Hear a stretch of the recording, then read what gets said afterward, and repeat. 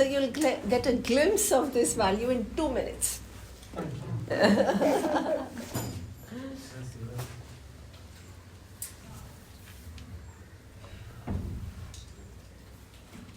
So let's start. Om Sahanam Bhavatu Sahanau Bhunaktu Saha Vidyam Karavavahai Tejasvinavadhitamastu ma vidvishavahai.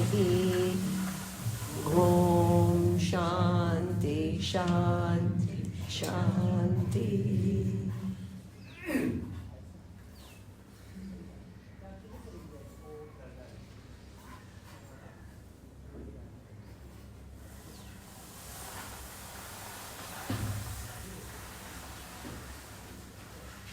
Okay, we are on time, right? We are not starting before time. No, it's 2 minutes after 3. Okay.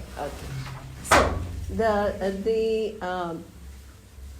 this value that we saw in the last class is Janma Mrityu Jara Vyadhi Dukkha Doshanu Darshanam, and it's a very interesting value, because what Lord Krishna is saying is that see the limitations of life. And what kind of limitations of life?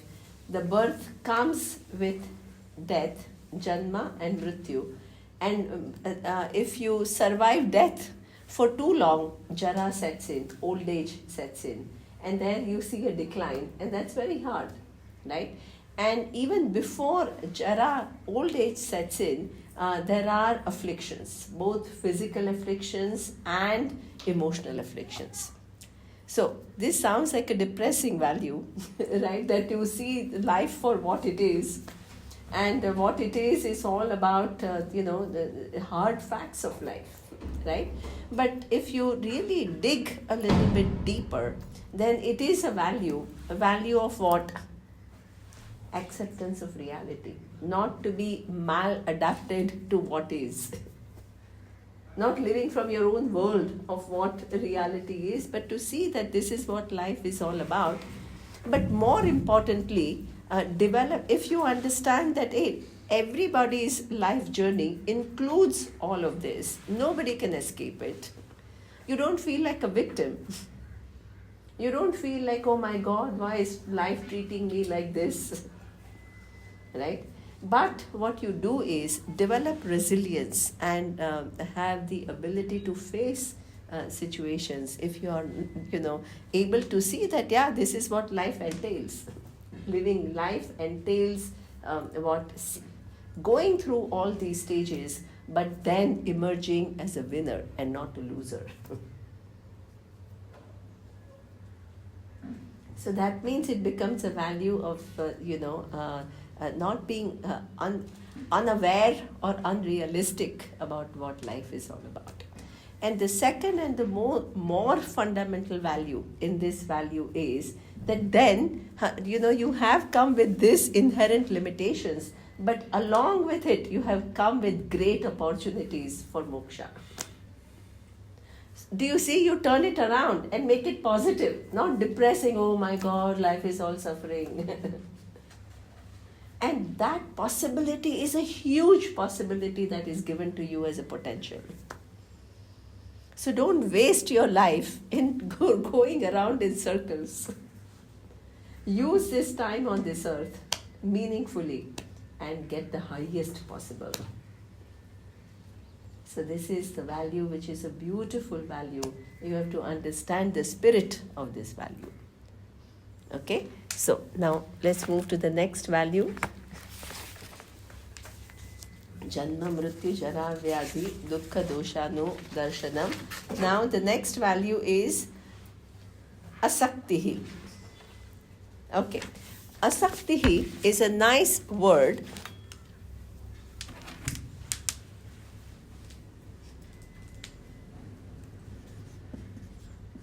Asakti. It means lack of sense of ownership. So that means not to have sense of ownership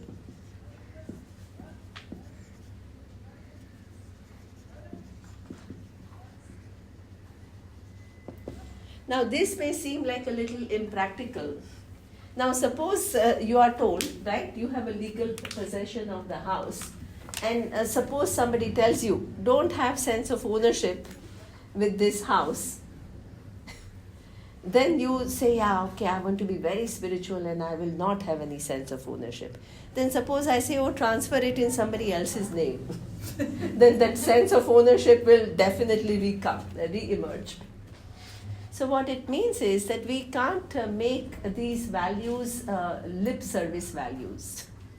We have to make them not just, oh, nothing belongs to me and all. This is just because if suppose you say that, it sounds good, oh, nothing belongs to me. But then if I ask you one more thing, that, hey, if it doesn't belong to you, give it to me. You will not give it to me.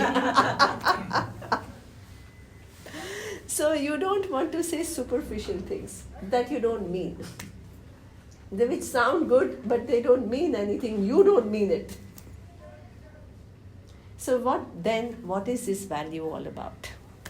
It has to be a profound value, a practical value which is applicable.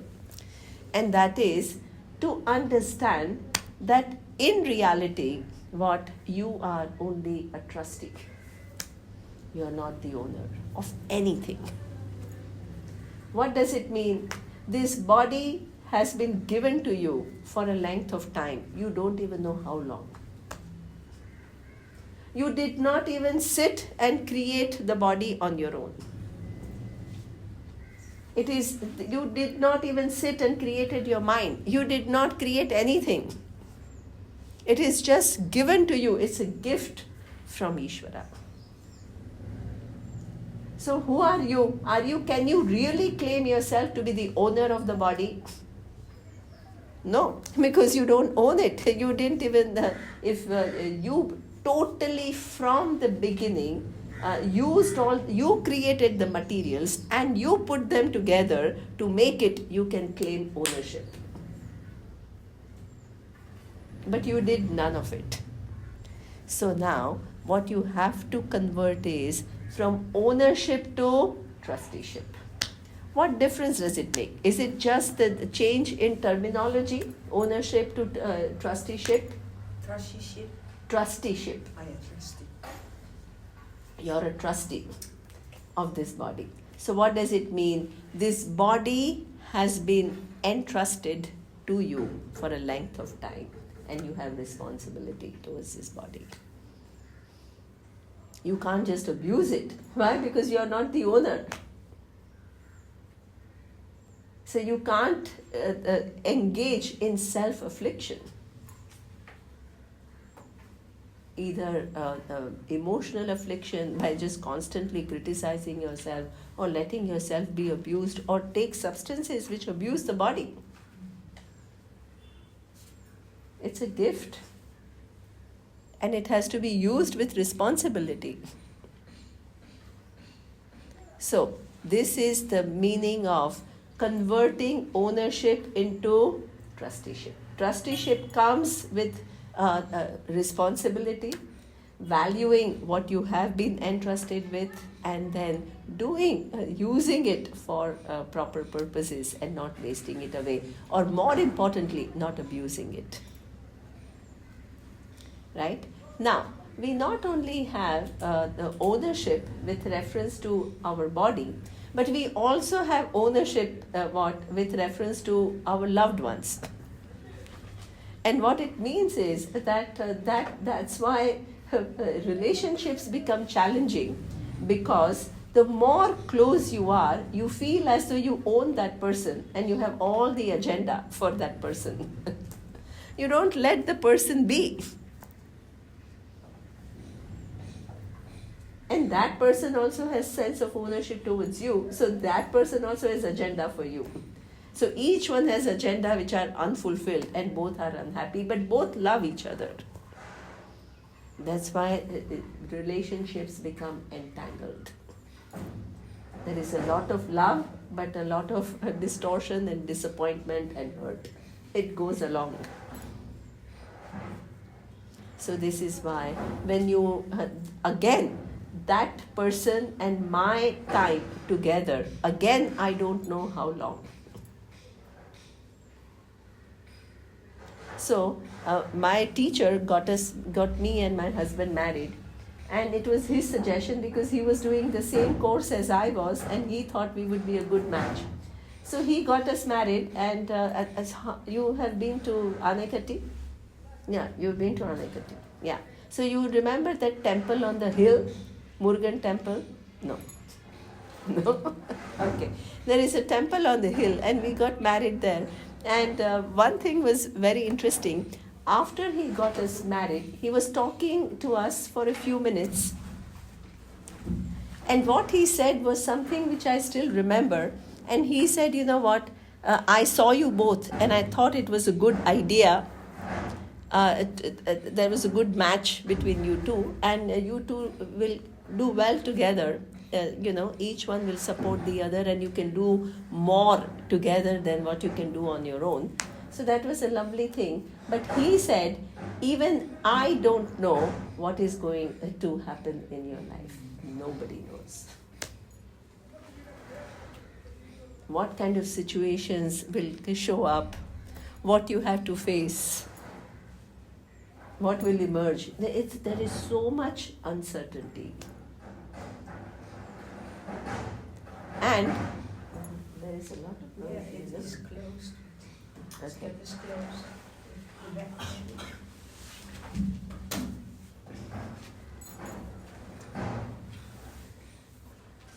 So, if you don't know anything, then what? Even your time with somebody else, what is entrusted to you, and everything is a suspense. For how long? What is going to happen during your time together? But you have to make the best of it. Don't take life for granted. Live every day fully.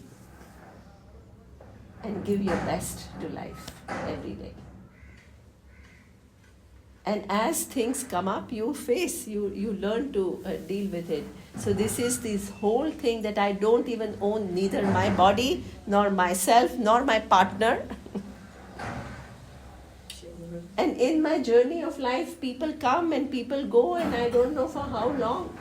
Now think about it, suppose you have children and you love them very much. And suppose you got your children at the age of 28. You did not even meet your child till you were 28. You just came alone. Your life journey is just your own life journey. And what other travelers come and they go. And you all have a specific period of time. And this whole life and your life narrative is all just kind of within the order of Ishvara, and you have to live like a trustee. All this because each one is given a unique life. Nobody's life is totally identical to the other person's life. This universe is very old, and there are so many people. But imagine not one person lives exactly the same life as anybody else. So if you live with a sense of trusteeship, you will make the best of it. If you begin to think that I'm the owner and I want to hold on to things, then what? There will be so much disappointment. Now, there is something else that not only with reference to your spouse and yourself, but also at a larger level, even with reference to our apartment, we have ownership, and legal ownership is one reality that you can't, it's just a practical thing that you have to sign papers of ownership. But Swamiji used to always tell us that even that ownership is only a notion, and please recognize it. And he used to give us an example, and he says that somebody, invited him to his house in Bombay. So he was visiting Bombay, and somebody said, "Come home, Swamiji, I'm so happy you're in Bombay, come home." And Swamiji said, "Okay, I will come." So he went, and he saw one whole building, and he says, "Wow, you're the owner of the whole building?" And then Swamiji says, no, that other person says, no, Swamiji, who can own the whole building in Bombay? I only live on the 5th floor. Then Swamiji goes up to the 5th floor and he says, oh, so you're owner of the whole 5th floor? He says, no.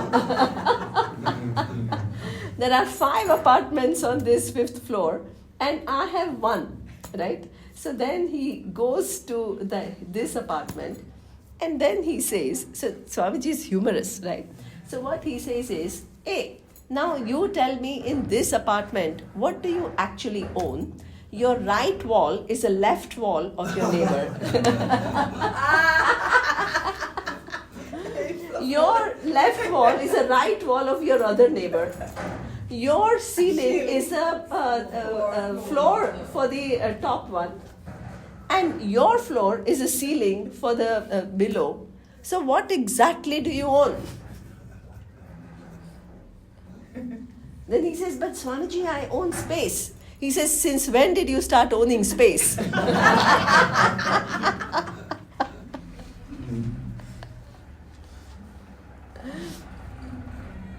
Do you understand? This is the truth. Everything, and even suppose you have that apartment, right? How many people are going to change hands in terms of ownership of the same apartment? You have it for 30 years perhaps, then what? Your children, then they sell it to somebody else and it just goes on. It goes from one person to the other. You are just there for a given period of time. Where is the ownership?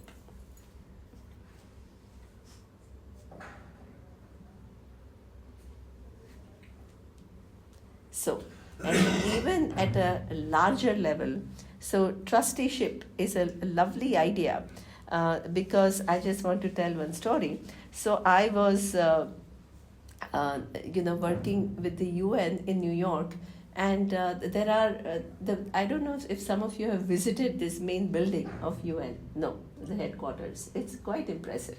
It's quite impressive. They have all these, General Assembly where all these presidents of every country, they come and talk every year. You must be watching on TV. October is the time when General Assembly, where all the leaders go there and give a talk. And then there is a Security Council. If there is any crisis, then they all meet together. So there are all these different councils, and they are all kind of active, right? And then there is one council which is called Trusteeship Council. And that seemed to be like completely, nobody is using that hall. Nothing much is happening. So I was just asking, I said, what is this Trusteeship Council? And they told me something interesting. They said the end of Second World War was not only just the end of Second World War, it was end of era. End of? Era? E-R-A? Oh, era. Era.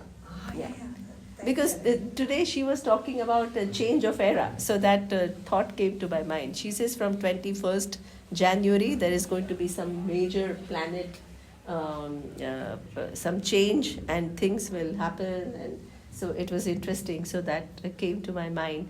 And so Second World War was a change of era. Why? Because not only the war when it ended, but what many colonies got independence. Whole of Asia was colonized, whole of Africa, Latin America, everything was colonized, and every country became free. Now, what is interesting is the countries got their freedom. I'm talking about why Trusteeship Council came. So, the countries got free, but they were ruled for so long, they didn't know how to self-rule.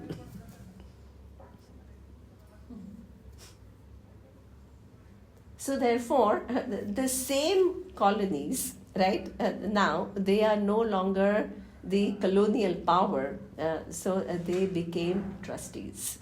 So there was a transition period which was monitored by the UN, where the previous colonial power, right, was still there, but not as the power, but to hand over the power to the local government and help them in transition. So what does it mean? So there was the last viceroy of India, Mountbatten, and he came. He came as a Mountbatten was a viceroy, but he was not the head of the state anymore. He was what? Helping. It was Indian government, but he was helping. The Indian government didn't have enough capacity to rule the whole thing. So what did he do? His job was to help with the transition. So this is why 1947 is the Independence Day of India and 1951 is the Republic Day of India. So how many years of transition? 4 or 5 years of transition. From one power to the other. So during these 5 years, they were not the colonial power. They were just trustees. This is trusteeship council. So that means they continued to be in that country. Every colony was like that. Not only every colony was like that. They helped in transition. All of a sudden they lost ownership and they just became somebody who was in interim, having that thing and just handing over. And all of us are like that on this earth. Neither you own yourself, nor you own anybody else, nor you own the land on which you stand, nor you own the house which is totally yours. We are all trustees. Wealth is entrusted to you for a length of time. Your body is entrusted. Your life and the people that you come in touch with, everything is entrusted with you. And you have to live with this attitude. How do I make the best of this time that is given to me on this earth with all these different characters, all these different situations, and all the different possessions that I have? And not become totally dependent and arrogant and proud and all that. It is just your bubble.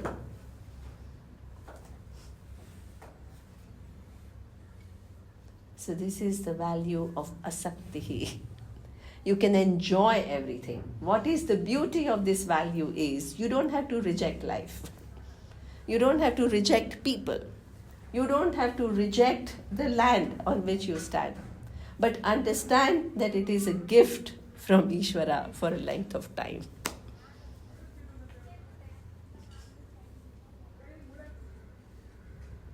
It is not about, see, this detachment is something which is interesting.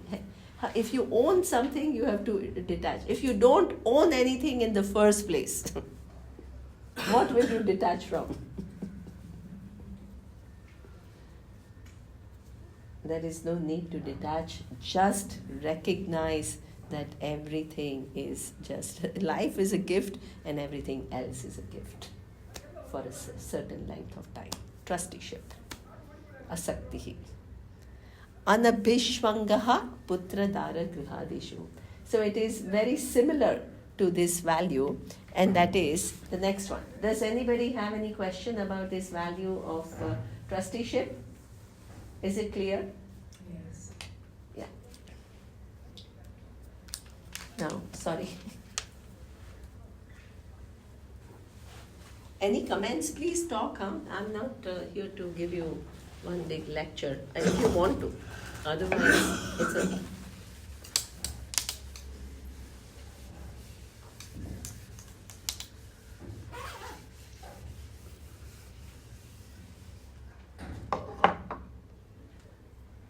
Anabhishvangaha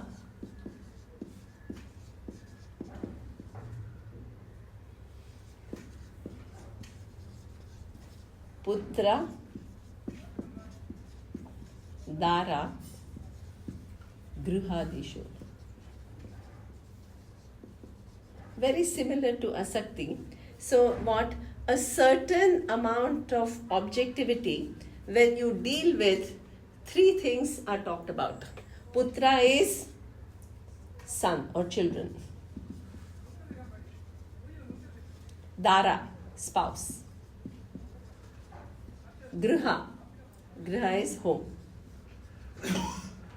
Adishu, etc. So what does it mean? These are the things, things that you own, that becomes a clinging spouse and children. So let us see some practical example of how do these relationships, how do they evolve, and how they become at times, if you are not clever, problematic. So I'll just give you a few examples, right? Because it's very difficult to talk about it like that, right? So let me give you a few examples. So there was this woman who came to me, and she came to one of my workshops in Bangalore, and she told me that she had a lot of difficulty growing up, because her father used to tell her that I have to pay dowry to get you married, but your sister I don't have to pay because she's beautiful.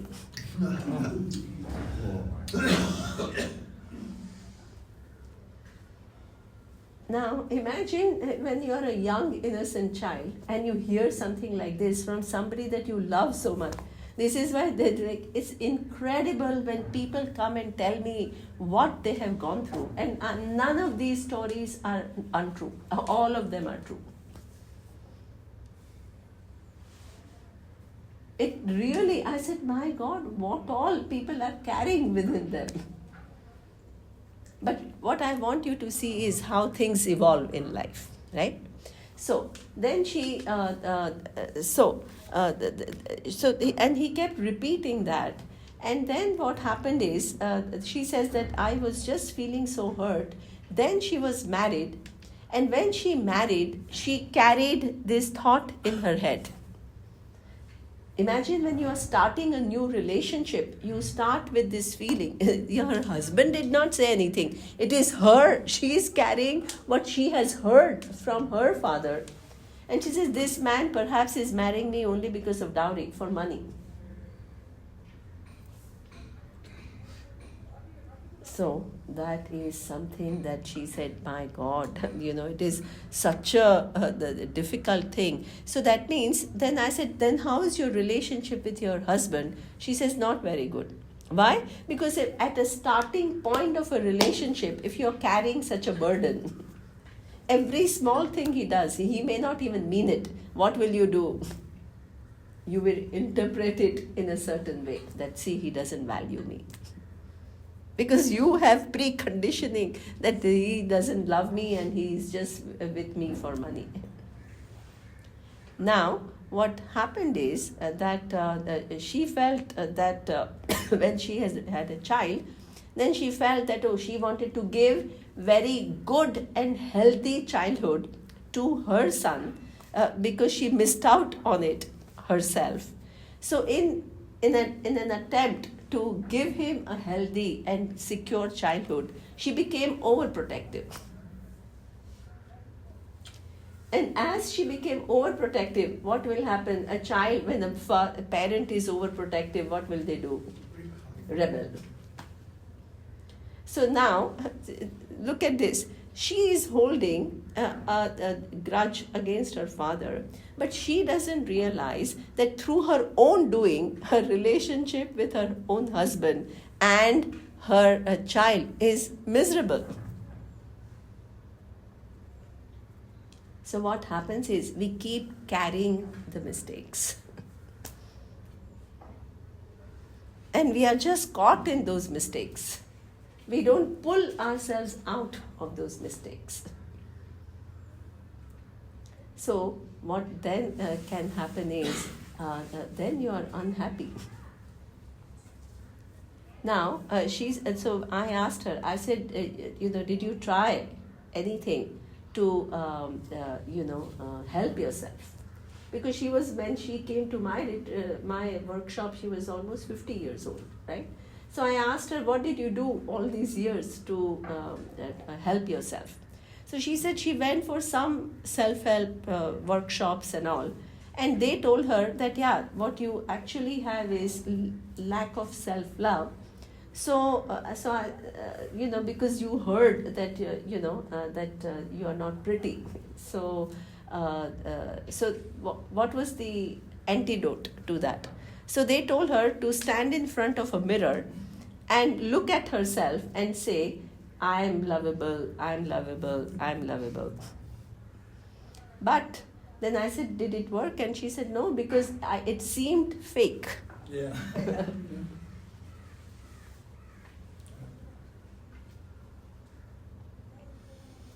So, your parents, the influences that hurt, then you carry it forward. It influences your future relationships. And this is something which then, you don't know how to get out of it. So at one point in time in your life, you have to decide that I want to come out of this entanglement. And if one resentment which belongs to one place, if I keep carrying it in so many different forms and different ways in other relationships, then my life can never be happy.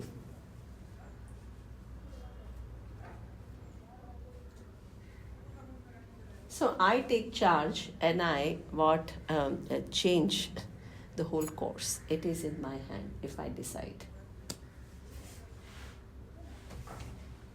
But then, sorry, Sorry. Yeah. didn't mean to interrupt. No, please. No. In a situation Yes. like that, Yes. or similar Yes. situation, Yes. you need to have some guidance, if not your own intellect. Now, that guidance can come in which society you live in. So, in India, a psychiatrist or a counselor in the West. Or a spiritual teaching like this. See, this Gita. So See, this opportunity which comes along, yes. you have to be grateful. Excellent. But before you even this opportunity comes, but you have to be ready to take that opportunity. Opportunity comes. Life constantly gives. Life doesn't condemn anybody because all that is here is Ishvara. There is nothing bad about life. So there are all causes and effects and causes and effects and causes and effects. There is nothing personal. It's not the Ishvara is punishing you. Can I say something? Yeah. Well, I have So- done lots of psychological things earlier. Yes. But for many, many years ago, also in West, and still it is, it was most normal that this was women, and often a little older women, that was coming to spiritual courses. And some people was thinking that this is boring. And then I remember one person said, or the teacher at that time, that you shouldn't think of it in that way, because these people that is coming here, they are very often the head over families. So they are the persons that actually can break the negative patterns in the family and start to support their children and their grandchildren, if it's not possible with the children, to develop in another way. Yeah, so that's good. Yeah, so I just wanted to... Yeah, it's nice. Yeah. So, but whoever, before you even see, opportunities are given, but you have to seek those opportunities. Otherwise, what happens? There is a psychologist next door, but you are in denial. Oh, I don't need it. Right? Or you come to spirituality, but you use it to escape life.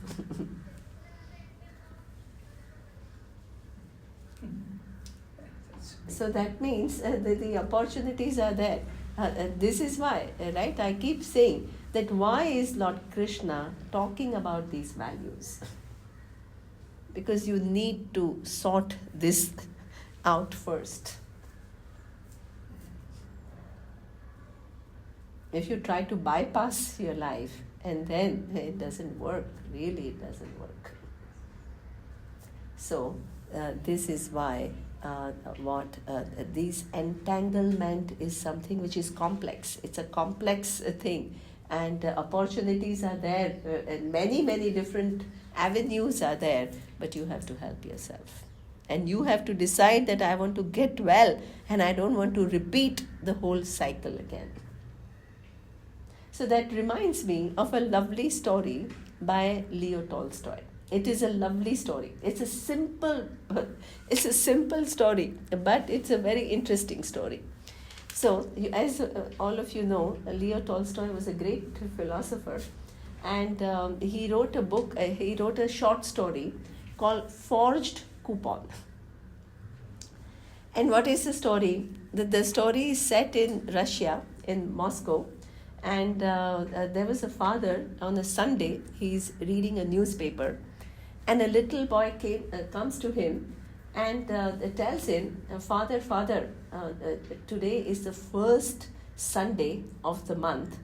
So the father says, yes, looking a little irritated that the son is disturbing. And then he says, yeah, and today is my day for getting my monthly allowance. So the father says, yeah, it's true that it is the time to get your monthly allowance. So I'm going to give you, I don't remember, but I think he said, okay, I'll give you 2 rubles, right?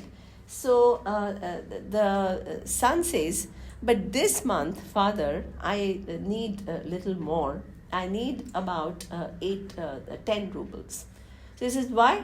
Why do you need? So he was almost, as it is, he was irritated that the boy was, bugging him when he was reading the newspaper. So he says, but why do you need 10 rubles this month? So he says, you know what, during the week, there was a performance, there was a lovely opera, and I really wanted to go for it. So I went with my friend. I was afraid to ask you for money. So I borrowed money from my friend. So, and I promised him that I will repay when at the end of the month when I get my allowance. And I'll ask my father then and I'll repay all the money. So the father shouts at the boy and says, who told you to go and see the performance without my permission?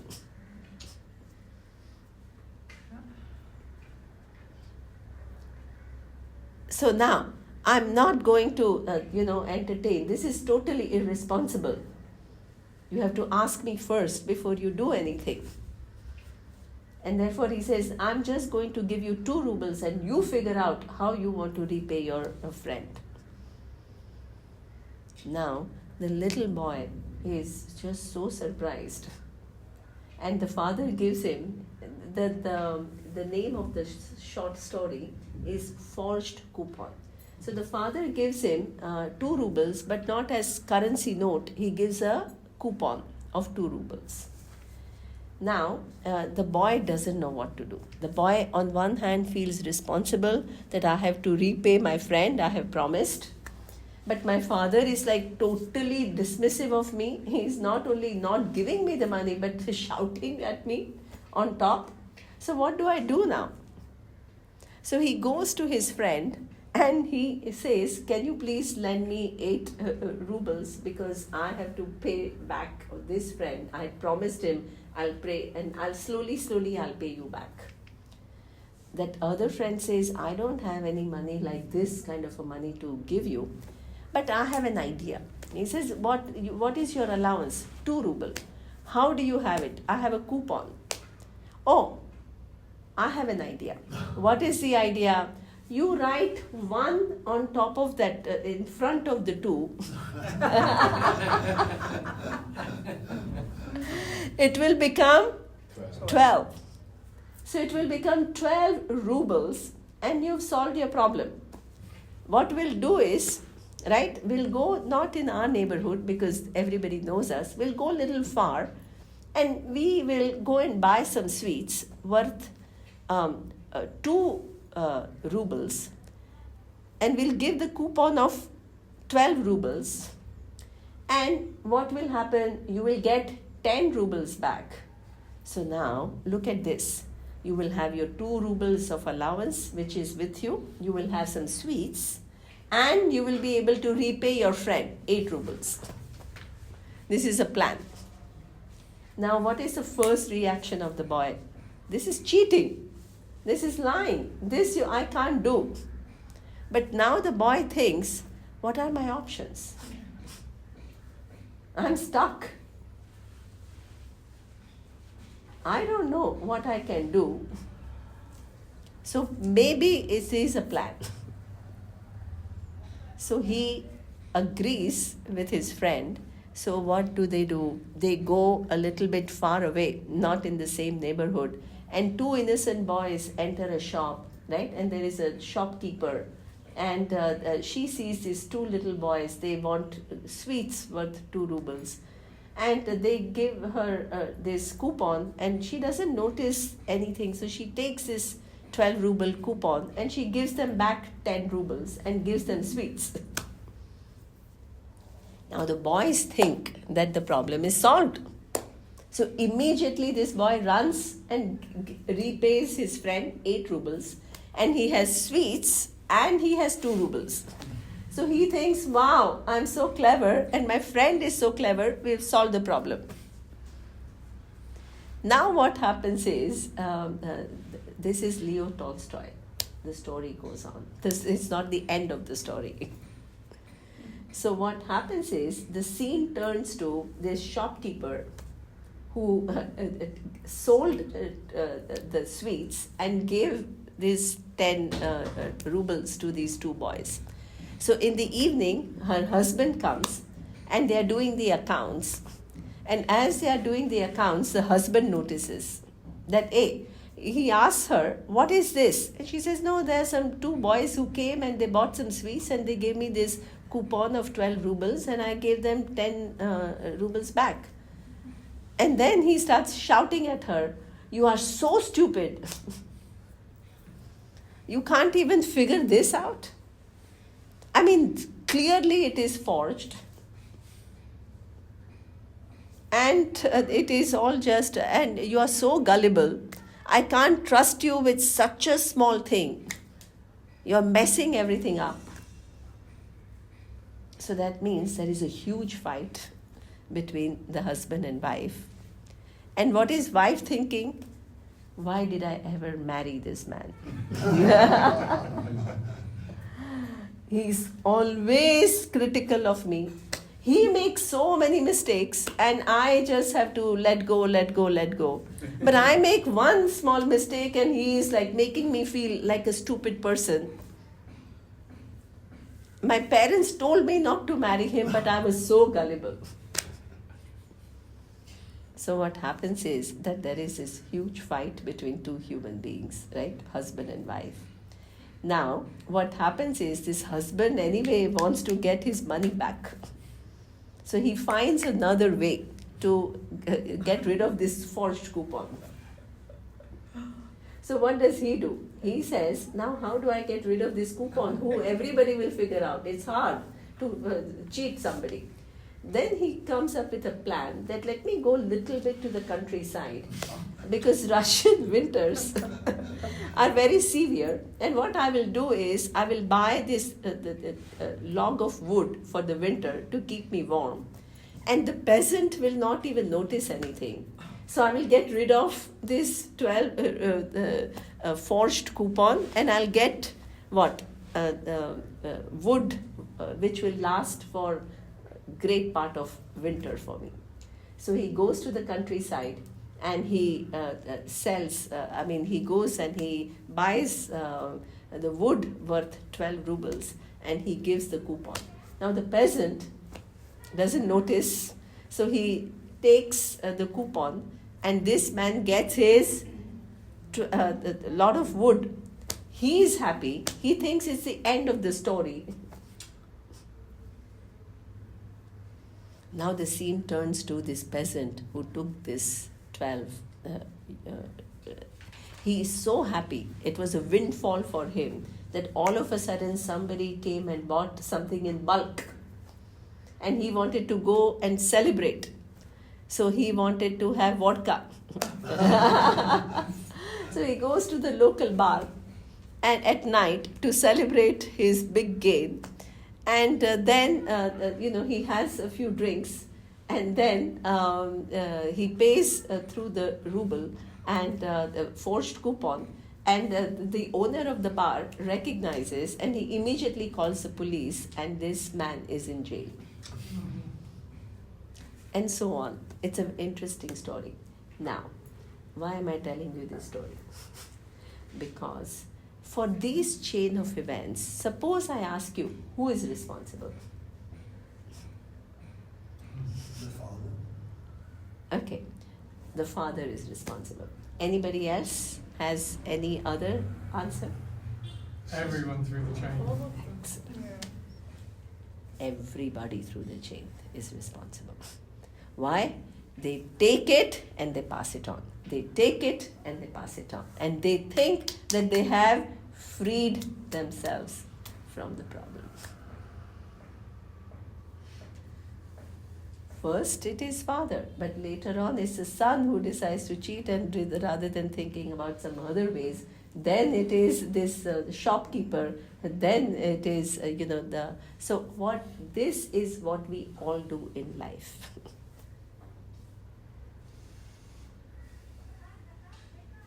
We get, according to us, we get a raw deal from somebody. We are hurt, we are angry, we are in pain, and we just pass it on without realizing it. Through our rigidity, through our anger, through our control, wanting to control things, and we don't even realize. So this and who now who anybody could have decided that I don't want to pass on.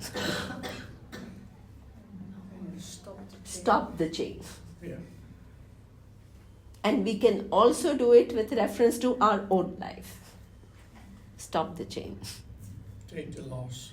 Huh? Take Take the a loss. loss. It's okay. It's worth it because you turn things around. You start a new trajectory. And in fact, that loss is not a loss. It's healing and not passing on the suffering. It's a huge achievement. Huge. If any human being can do that, that person is a winner in life.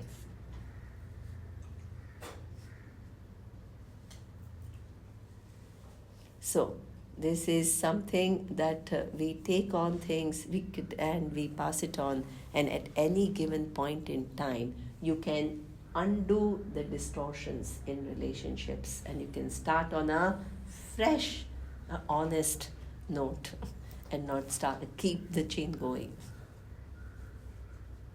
At least you can do it. The other person does it or not is not totally in your hand, but you can decide. That is your sankalpa. And when you change, everything else slowly, because you are connected to everything, it's a magic.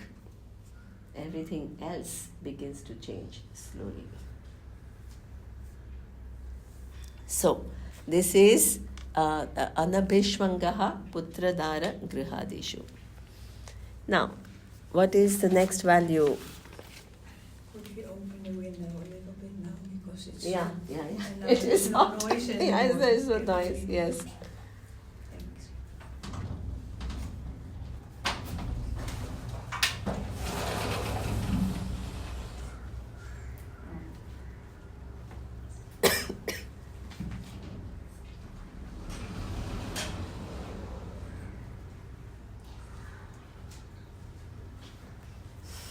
No, it's good. No, I don't have a cold. I did nasyam, so there is all the things which are in the body, they just come out.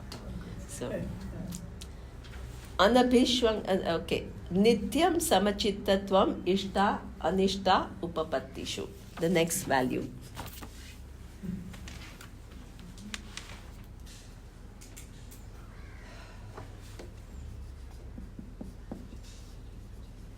Can I ask how many values we've got? Yeah, so now we have done 15 is now. 50. Now, how many are there altogether? 20.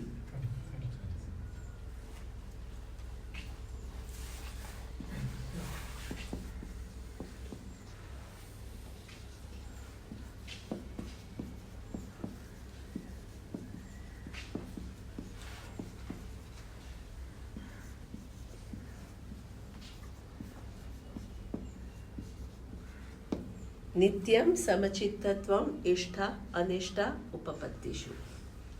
So, what does it mean? Ishta is something which is desired by you. Anishta is something which is not desired by you. And samachittatvam is a certain composure. So, what it means is maintaining a certain composure, whether you get something which is desirable or something which is undesirable. How is that possible? Generally, how are we? When we get something that we want, we are extremely happy. And when we don't get something that we want, then we are disappointed, right? So that means our emotional life is almost like a roller coaster. Because you never know whether you always get what you want or not. So when you get things, a jackpot you hit and you're happy, and then things don't happen, then you're down. So that means your whole emotional life is in the hands of the way things turn out for you.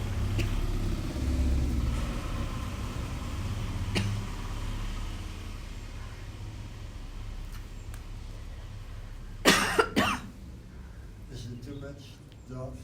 Nothing.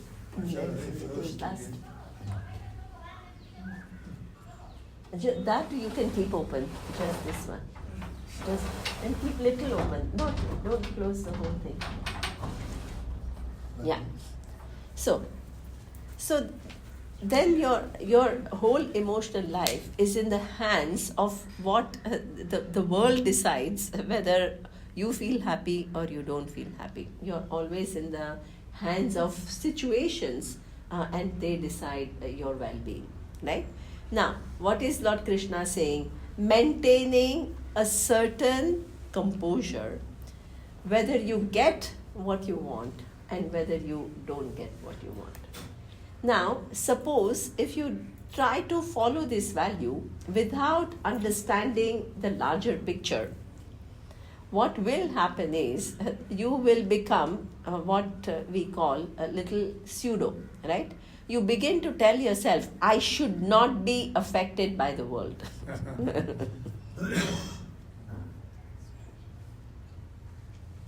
And then you put so much pressure on you. Then what? If something happens and you are affected and you feel sad, then you say, no, I shouldn't feel sad because now I'm studying Gita. So that means you're in a complete denial.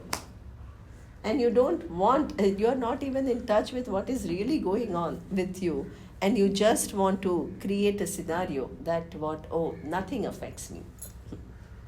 So that is not possible. So what we have to learn is, how does organically I become somebody who is able to take desirable and undesirable situation with a certain amount of objectivity without completely losing my balance. How does it happen? In order for it to happen naturally and organically and not superficially, you need to understand the nature of the universe. What is the nature of the universe? The universe is governed by the laws of Ishvara.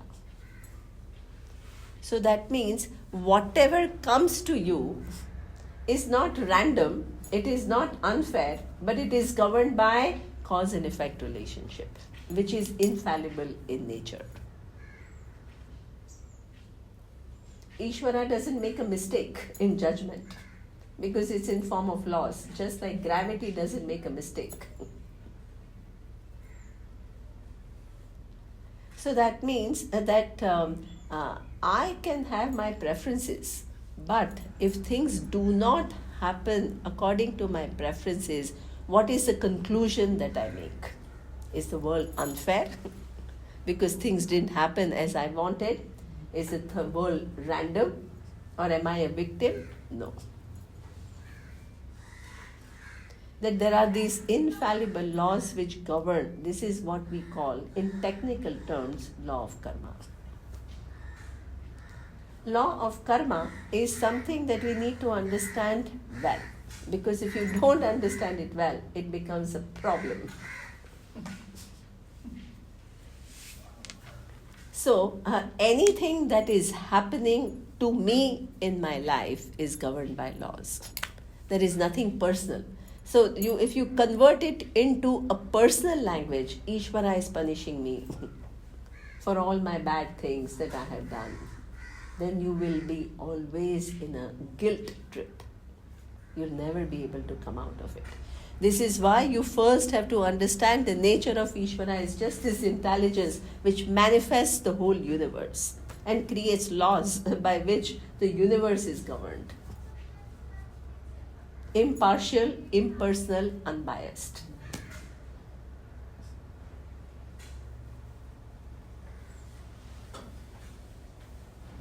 And if that is the case, nothing that happens in my life is something that I can tell I don't deserve it. Somewhere or the other, I participated in it.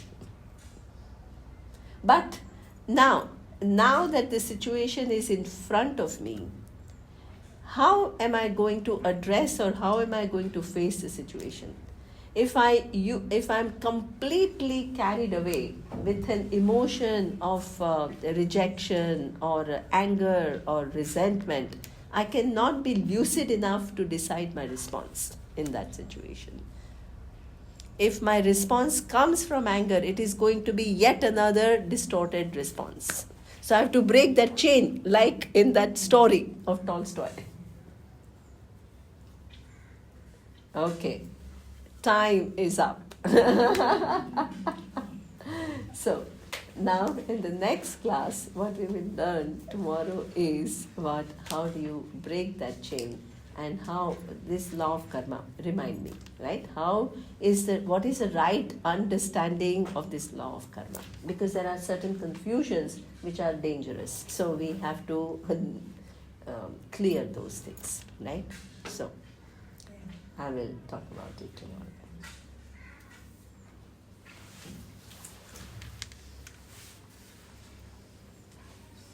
Om Purnamadah Purnamidam Purnat Purnamudachyate Purnasya Purnamadaya Purnamevavashishyate. Om Shanti Shanti Shanti. Om Shri Guru Pyo Namaha. Hari Om.